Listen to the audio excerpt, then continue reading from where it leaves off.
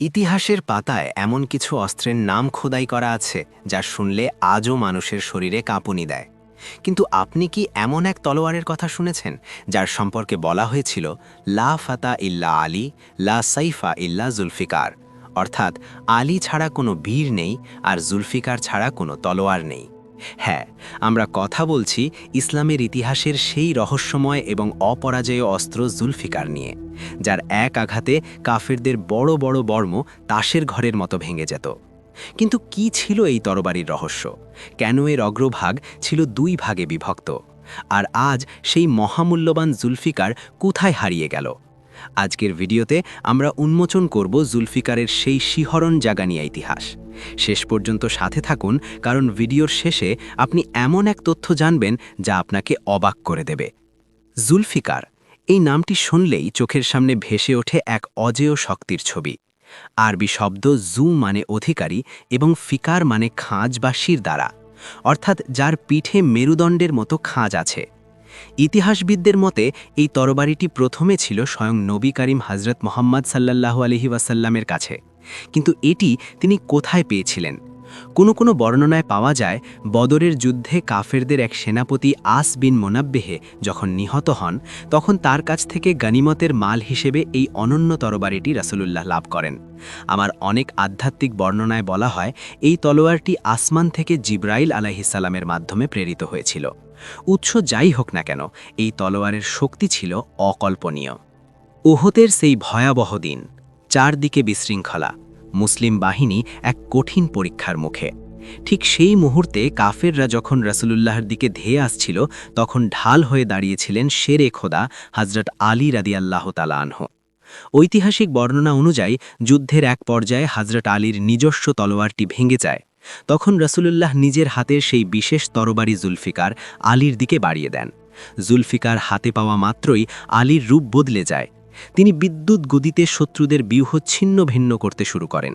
কাফেরদের লোহার শিরস্ত্রাণ আর ঢালগুলো জুলফিকারের আঘাতে মাখনের মতো কেটে যাচ্ছিল। সেই মুহূর্তেই আসমান থেকে এক অদৃশ্য আওয়াজ ভেসে আসে, লা ফাতা ইল্লা আলী, লা সাইফা ইল্লা জুলফিকার। এই একটি যুদ্ধের মাধ্যমেই জুলফিকার সারা বিশ্বের কাছে এক অপরাজেয় মিথ হয়ে দাঁড়ায়। জুলফিকারের সবথেকে বড় রহস্য হল এর অগ্রভাগ। পৃথিবীর অন্য সব তলোয়ারের মাথা যেখানে সোঁচালো বা একমুখী হয়, জুলফিকারের মাথা ছিল দুই ভাগে বিভক্ত। কিন্তু কেন?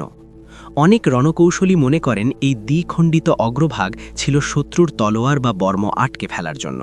যখন আলী রাদিয়াল্লাহু তাআলা আনহু যুদ্ধ করতেন, তখন এই দুই মাথার ফাঁক দিয়ে শত্রুর তলোয়ার পেঁচিয়ে ধরে তা ভেঙে ফেলা সহজ হতো।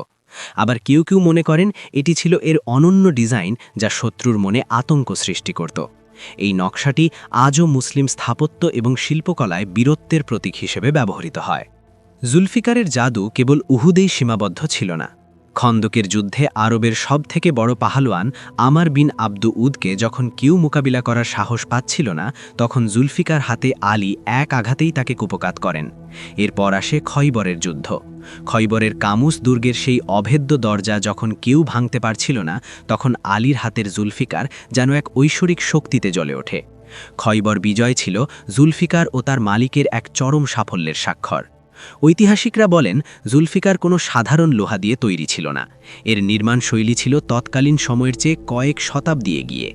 হযরত আলী রাদিয়াল্লাহু তাআলা আনহুর শাহাদাতের পর কি হলো এই পবিত্র তলোয়ারটির? এটাই এখন সবথেকে বড় প্রশ্ন। অনেক ঐতিহাসিকের মতে এটি বানু উমাইয়া এবং পরবর্তীতে আব্বাসীয় খলিফাদের কাছে উত্তরাধিকার সূত্রে ছিল।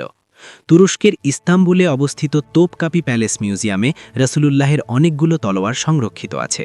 তবে সেখানে থাকা কোনো তলোয়ারই নিশ্চিতভাবে জুলফিকার কিনা তা নিয়ে বিতর্ক রয়েছে।